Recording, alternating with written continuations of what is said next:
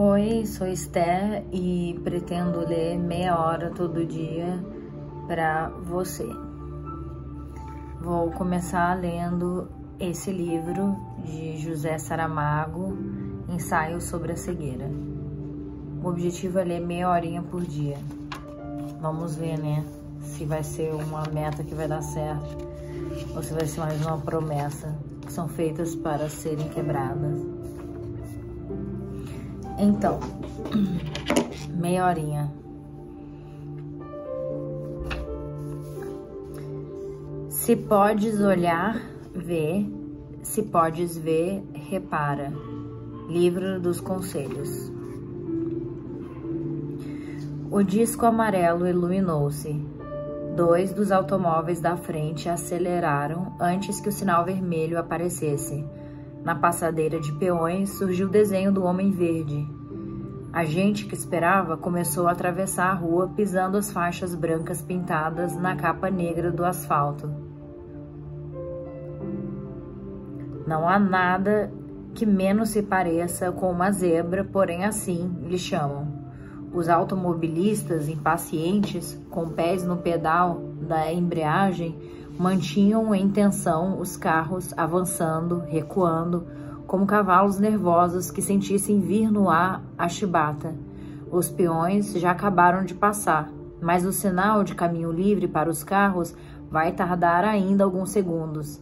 Há quem sustente que essa demora, aparentemente tão insignificante, se a multiplicarmos pelos milhares de semáforos existentes na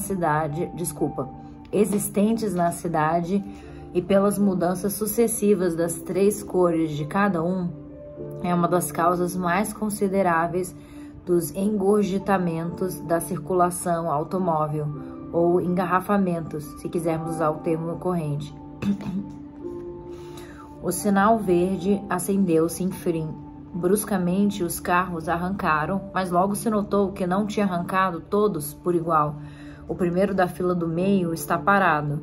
Deve haver ali um problema mecânico qualquer. O acelerador solto, a alavanca da caixa de velocidade que se encravou, ou uma avaria no sistema hidráulico, blocagem dos travões, falha de circuito elétrico, se é que não se lhe acabou simplesmente a gasolina. Não seria a primeira vez que se dava o caso. O novo ajuntamento de peões que está a formar-se nos passeios vê o condutor do automóvel imobilizado a esbracejar. Por trás do para-brisas, enquanto os carros atrás deles buzinam frenéticos, alguns condutores já saltaram para a rua, dispostos a empurrar o automóvel empanado para onde não fique a estorvar o trânsito. Batem furiosamente nos vidros fechados. O homem que está lá dentro vira a cabeça para eles, a um lado, a outro, vê-se que grita qualquer coisa. Pelos movimentos, 2, assim é realmente consonante, se vai ficar a saber quando alguém, enfim, conseguir abrir uma porta. Estou cego? Ninguém o diria. Apreciados como neste momento, é possível, apenas de relance, os olhos do homem parecem sãos. A íris apresenta-se nítida, luminosa e esclerótica, branca, compacta como porcelana. As pálpebras arregaladas, a pele crispada da cara, as sobrancelhas de repente revoltas, tudo isso, qualquer o pode verificar, é que se descompôs pela angústia. Num movimento rápido, o que estava à vista desapareceu atrás dos punhos fechados do homem, como se ele ainda quisesse reter no interior do cérebro a última imagem recolhida, uma luz vermelha redonda num semáforo. Estou cego, repetia com desespero, enquanto ajudavam a sair do carro, e as lágrimas, rompendo, tornaram mais brilhantes os olhos que ele dizia estarem mortos. Isso passa. Vai ver que isso passa. Às vezes são nervos, disse uma mulher. O semáforo já tinha mudado de cor. Alguns transeuntes curiosos aproximavam-se do grupo, e os condutores, já de trás, que não sabiam o que estava a acontecer, protestavam contra o que julgavam ser um acidente de trânsito vulgar. Farol partido, guarda-lamas amolgado, nada que justificasse a confusão. "Chamem a polícia!" gritavam. "Tirem daí essa lata!" O cego implorava: "Por favor, alguém que me leve a casa." A mulher, que falava de nervos, foi de opinião que se devia chamar uma ambulância, transportar o pobrezinho ao hospital. Mas o cego disse que isso não queria tanto, só pedia que o encaminhassem até a porta do prédio onde morava. "Fica aqui, muito perto. Seria um grande favor que me faziam." "E o carro?" perguntou uma voz.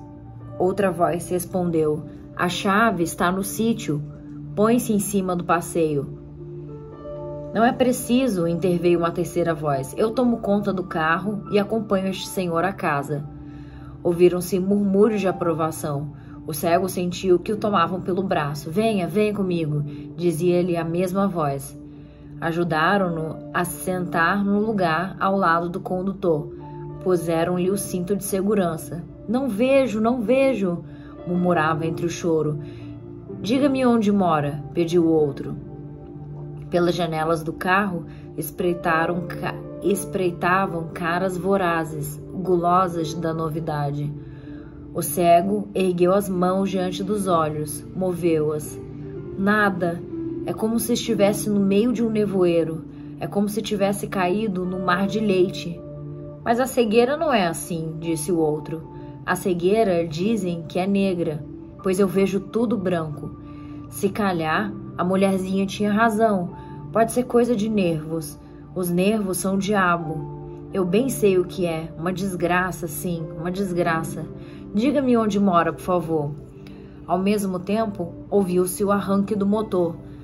Balbuciando, como se a falta de visão lhe tivesse enfraquecido a memória, o cego deu uma direção, depois disse: "Não sei como lhe hei de agradecer." E o outro respondeu: "Ora, não tem importância. Hoje por si, amanhã por mim. Não sabemos para o que estamos guardados." "Tem razão. Quem me diria, quando saí de casa esta manhã, que estava para me acontecer uma fatalidade como esta?" Estranhou que continuassem parados. "Por que é que não andamos?" perguntou. "O sinal está no vermelho", respondeu o outro. "Ah", fez o cego, e pôs-se a chorar outra vez.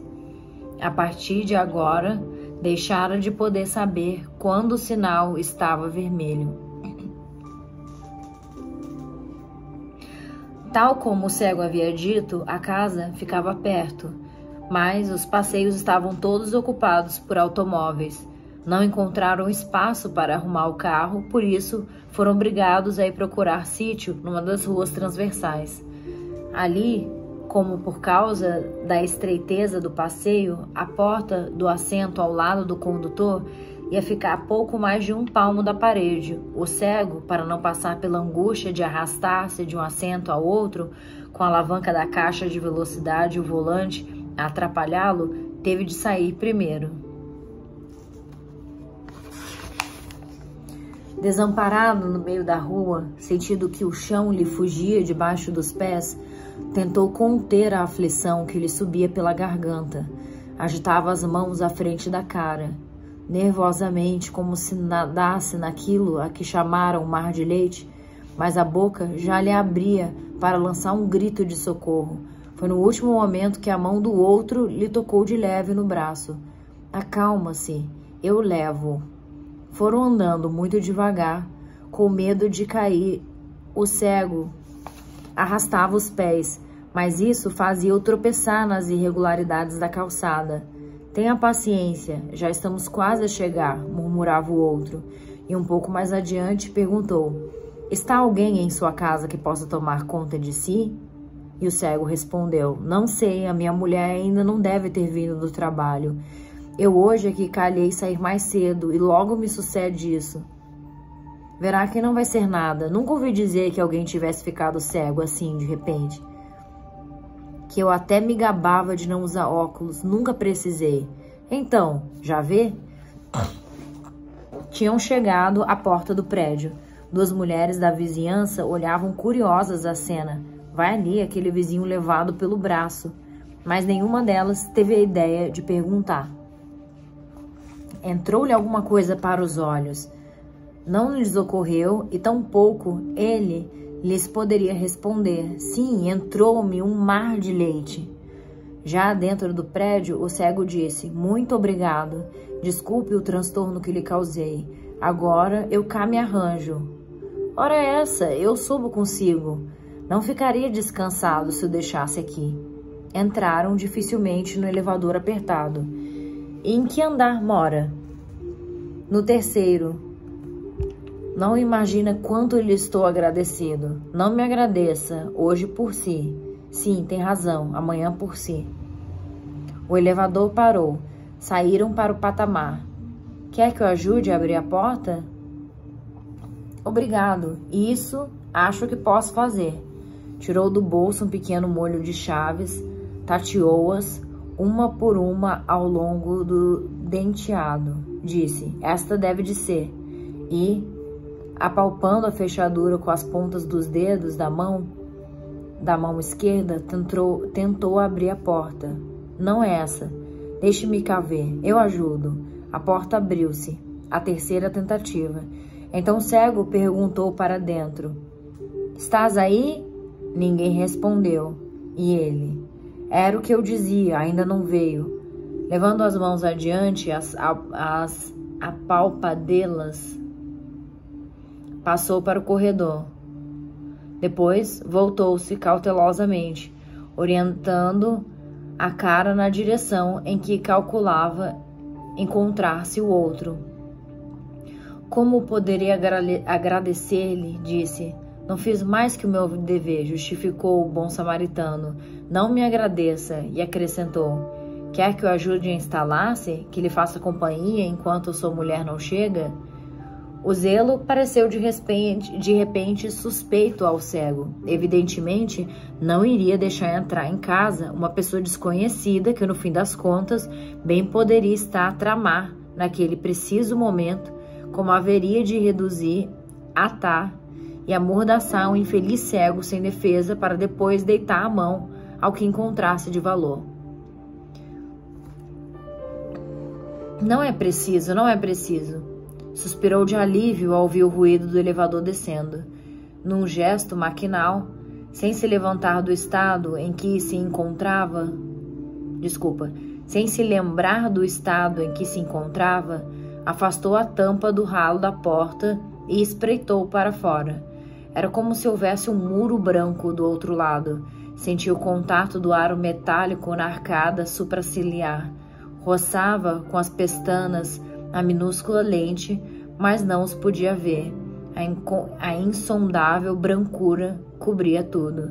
Sabia que estava na sua casa, reconhecia pelo odor, pela atmosfera, pelo silêncio, distinguia os móveis e os objetos só de tocar-lhes, passar-lhes os dedos por cima ou de leve, mas era também como se tudo isso estivesse já a diluir-se numa espécie de estranha dimensão, sem direções nem referências, nem norte, nem sul, nem baixo, nem alto, como toda gente provavelmente o faz, jogar algumas vezes consigo mesmo na adolescência ao jogo do se eu fosse cego, e se eu fosse cego, e chegar à conclusão, ao cabo de 5 minutos com os olhos fechados, de que a cegueira, sem dúvida alguma,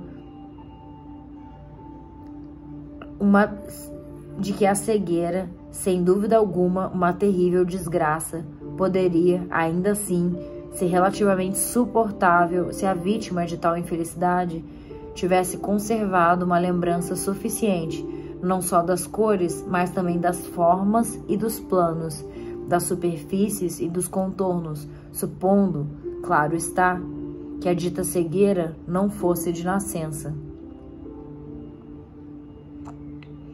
Chegara mesmo ao ponto de pensar que a escuridão em que os cegos viviam não era, afinal, senão a simples ausência da luz. Que o que chamamos cegueira era algo que se limitava a cobrir a aparência dos seres e das coisas, deixando-os intactos por trás do seu véu negro. Agora, pelo contrário, ei-lo que se encontrava mergulhado numa brancura tão luminosa, tão total, que devorava mais do que absorvia, não só as cores, mas as próprias coisas e seres, tornando-os, por essa maneira, duplamente invisíveis. Ao mover-se em direção à sala de estar, e apesar da prudente lentidão com que avançava, deslizando a mão hesitante ao longo da parede, fez cair ao chão uma jarra de flores de que não estava à espera. Tinha se esquecido dela, ou então fora a mulher que a deixara ali quando saiu para o emprego, com a intenção de colocá-la depois em lugar adequado. Baixou-se para avaliar a gravidade do desastre. A água espalhara-se pelo chão encerado. Quis recolher as flores, mas não pensou nos vidros partidos. Uma lasca longa, finíssima, espetou-se-lhe num dedo, e ele tornou a lacrimejar de dor, de abandono, como uma criança, cego de brancura no meio de uma casa que, com declinada tarde, já começava a escurecer. Sem largar as flores, sentindo o sangue a escorrer, torceu-se todo para tirar o lenço do bolso e, como pôde, envolveu o dedo. Depois, apalpando, tropeçando, contornando os móveis, pisando cautelosamente para não enfiar os pés nos tapetes, alcançou o sofá onde ele e a mulher viam a televisão. Sentou-se, pôs as flores em cima das pernas e, com muito cuidado, desenrolou o lenço. O sangue, pegajoso ao tato, perturbou. Pensou que devia ser porque não podia vê-lo. O seu sangue tornara-se numa viscosidade sem cor, em algo de certo modo alheio, que apesar disso lhe pertencia, mas com uma ameaça de si contra si mesmo. Devagarinho, apalpando levemente com a mão boa, procurou a delgada esquírola de vidro, aguda como uma espada minúscula, e, fazendo pinça com as unhas do polegar do indicador, conseguiu extraí-la inteira. Tornou a envolver no lenço o dedo maltratado, com força para estancar o sangue e, rendido, exausto, reclinou-se no sofá. 1 minuto mais tarde, por uma dessas não raras desistências do corpo que escolhe para renunciar certos momentos de angústia ou de desespero, quando, se por a exclusiva lógica se governasse, todos seus nervos deveriam estar despertos e tensos. Entrou-lhe uma espécie de quebranto, mais sonolência do que sono autêntico, mas tão pesada quanto ele. Imediatamente sonhou que estava a jogar o jogo do "e se eu fosse cego?".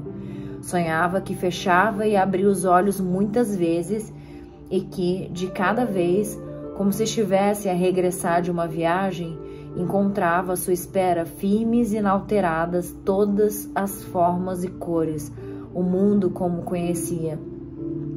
Por debaixo dessa certeza tranquilizadora percebia, contudo, o remoer surdo de uma dúvida. Talvez se tratasse de um sonho enganador, um sonho de que teria de acordar mais cedo ou mais tarde, sem saber nesse momento que realidade estaria à sua espera. Depois, se tal palavra tem algum sentido aplicado a um quebrantamento que não durou mais que uns instantes, e já naquele estado de meia vigília que vai preparando o despertar, considerou seriamente que não estava bem manter-se numa tal indecisão. Acordo, não acordo, acordo, não acordo. Sempre chega uma altura em que não há outro remédio que arriscar. Eu que faço aqui com essas flores em cima das pernas e os olhos fechados, que parece que estou com medo de abrir os olhos? Que fazes tu aí a dormir com essas flores em cima das pernas? Perguntava-lhe a mulher. Não esperava pela resposta. Ostensivamente, pusera-se a recolher os restos da jarra e a enxugar o assoalho enquanto ia resmungando com uma irritação que não procurava dissimular. Bem o poderias ter feito tu, ter feito tu, em lugar de te deitares para ir a dormir, como se não fosse nada contigo. Ele não falou. Protegia os olhos por trás das pálpebras apertadas, subitamente agitado por um pensamento. E se eu abro os olhos e vejo? Perguntava-se, tomado por uma ansiosa esperança. A mulher aproximou-se, reparou no lenço manchado de sangue. O seu agastamento apagou-se num instante.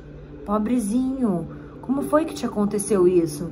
Perguntava compadecida, enquanto desfazia a improvisada atadura. Então ele, com todas as suas forças, desejou ver a mulher ajoelhada aos seus pés, ali como sabia que estava. E depois, já certo de que a não viria, abriu os olhos. Até que enfim, que acordastes, meu dorminhoco, disse ela, sorrindo. Fez-se um silêncio e ele disse, estou cego, não te vejo. A mulher ralhou. Deixa-te de brincadeiras estúpidas.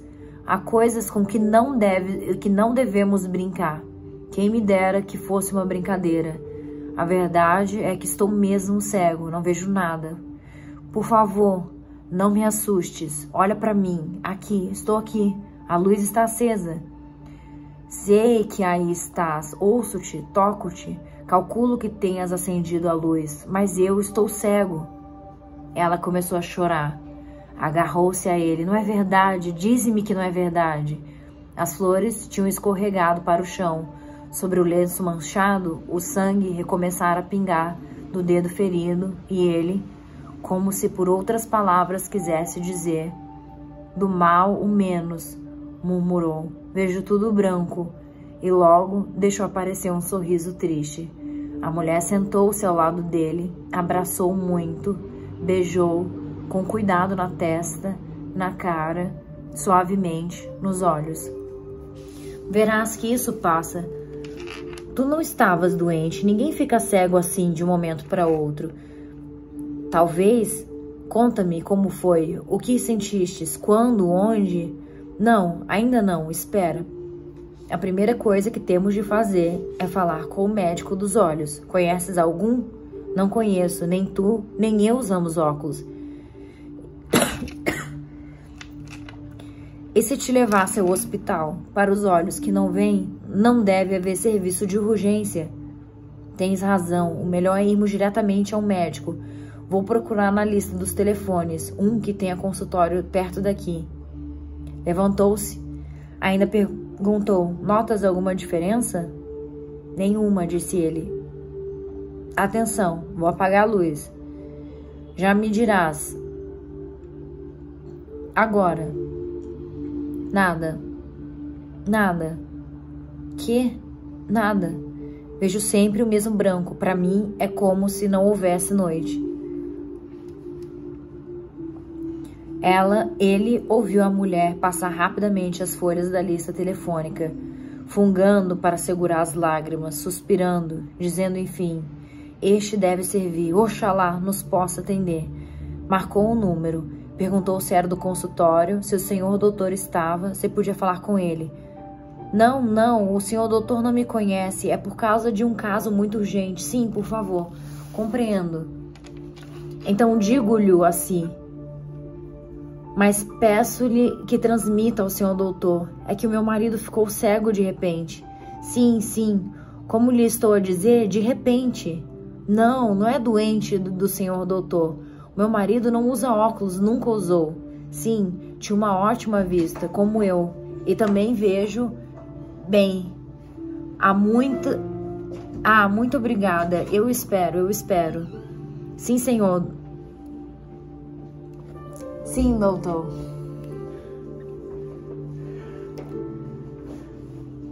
De repente, diz que vê tudo branco. Não sei como foi, nem tive tempo de lhe perguntar.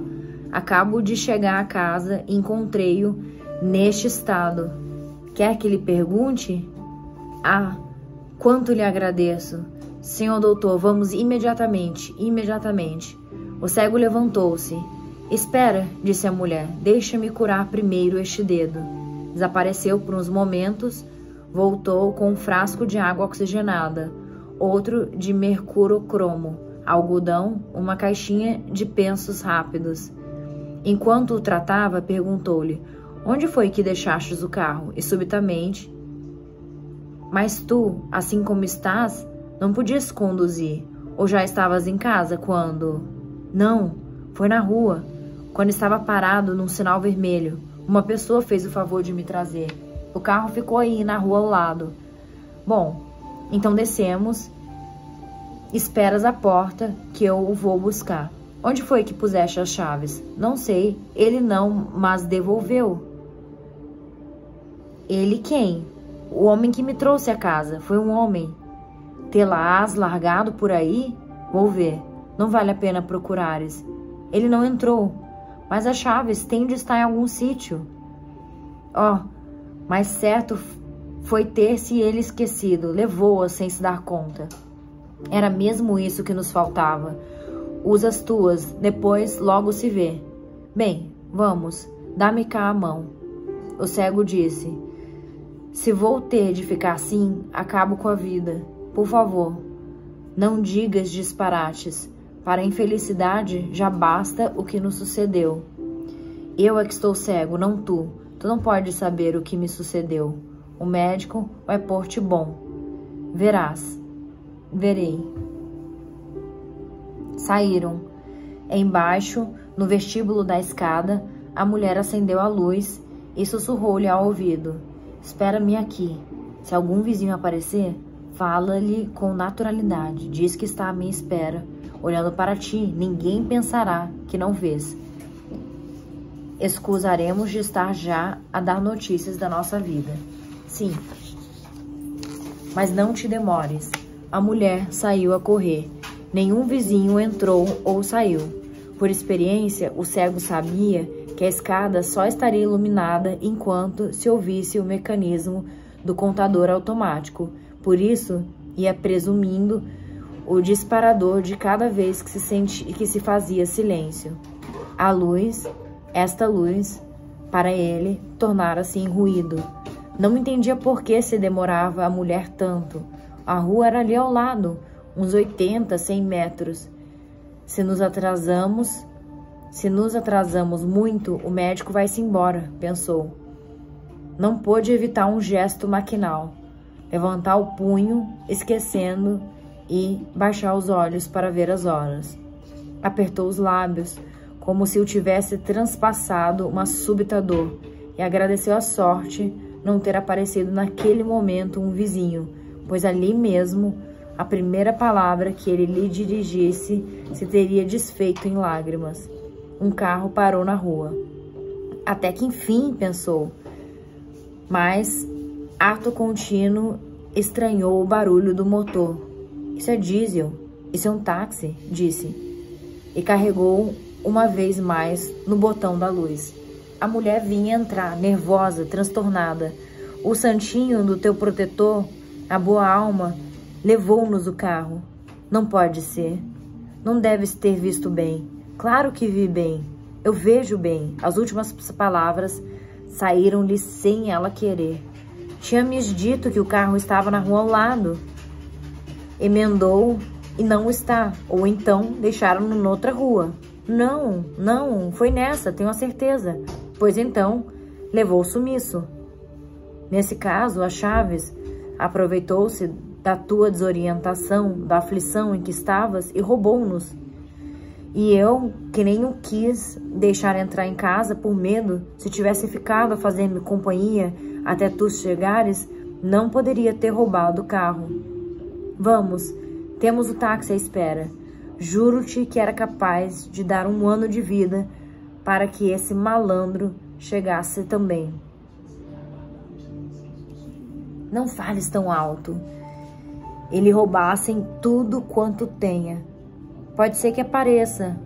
Pois amanhã bate-nos aí a porta a dizer que foi uma distração, a pedir desculpas e a saber se estás melhorzinho.